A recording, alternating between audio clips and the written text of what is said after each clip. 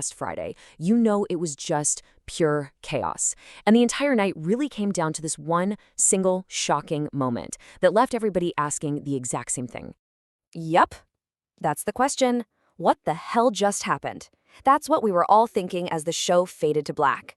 So in this explainer, we're going to break down exactly what went down and all the other moments of pure anarchy that led up to that insane finish. All right, let's set the scene. The main event was this brutal Falls Count Anywhere match for the undisputed WWE Championship. We had Cody Rhodes defending his title against Drew McIntyre, and they were locked inside a steel cage. I mean, these guys were tearing each other apart all over the arena, but it was the final 30 seconds that just sent the whole show completely off the rails. So let's try to make sense of this confusing ending. The cage door just swings open, and this guy in a black hoodie storms the ring. It's Jacob Fatu. And at first, he goes right after Drew McIntyre, which, makes sense. But then, out of nowhere, he completely lays out Cody Rhodes with one punch. Just one punch. And that lets McIntyre crawl over and get the pin. Just like that, we have a new champion, and absolutely no one, and I mean no one, understood why. And see, that's the heart of the mystery right there. Fantu's been on the shelf since October because of a backstage attack, and pretty much everyone suspected that Drew McIntyre was the guy behind it. So why on earth would he come back just to help the man who supposedly took him out win the championship? It makes absolutely zero sense. And honestly, that feeling of total unpredictability, that was the real theme of the entire night. And that whole vibe of betrayal and conflict, it wasn't just in the main event. Oh no. Earlier in the night, the tension was so thick you could cut it with a knife when the NXT standout Trick Williams came face to face with the legend himself, Randy Orton. You've got two completely different worlds colliding here. On one side, you have the raw, boundless confidence of youth. Trick Williams gets in Orton's face and says, "This ain't the year of the Vapor no more. This is the year Trick Williams." And then on the other side, you have the cold, calculated threat of a veteran. Orton's reply was just simple and absolutely chilling. Somebody, Trick, should have told you never to turn your back on the Viper. Well, Trick didn't listen. After that big, confident statement, he made the rookie mistake. He turned his back, and Orton made him pay for it instantly. A vicious right hand, and then boom, his signature draping DDT. It was a very, very rude awakening for the young star. The lesson here was crystal clear. On SmackDown, you are swimming with sharks. And look, these weren't just a couple of isolated incidents. The entire show was just defined by people interfering from the outside, a total disregard for the rules. It really feels like we're watching a deliberate shift where alliances mean nothing and chaos is pretty much the only thing you can count on.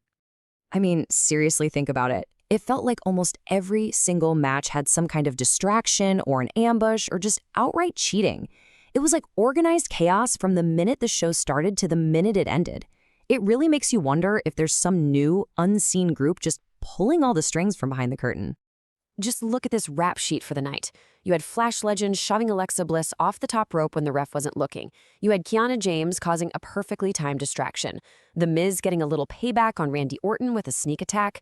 Uncle Howdy's lantern just appearing out of thin air, leading to a devastating blindside.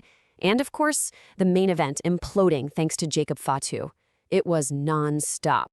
And the thing is, these weren't just minor distractions, They directly changed the outcomes of huge matches. Flash Legend's interference, that led to a successful title defense. The Lantern showing up, that handed Solo Sikoa's team the win. And most importantly, Jacob Fatu's attack directly created a brand new undisputed WWE champion.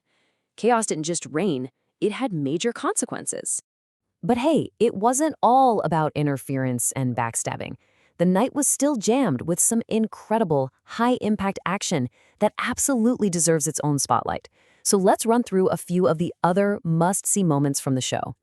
Before all that chaos at the end, the main event was just pure, beautiful destruction.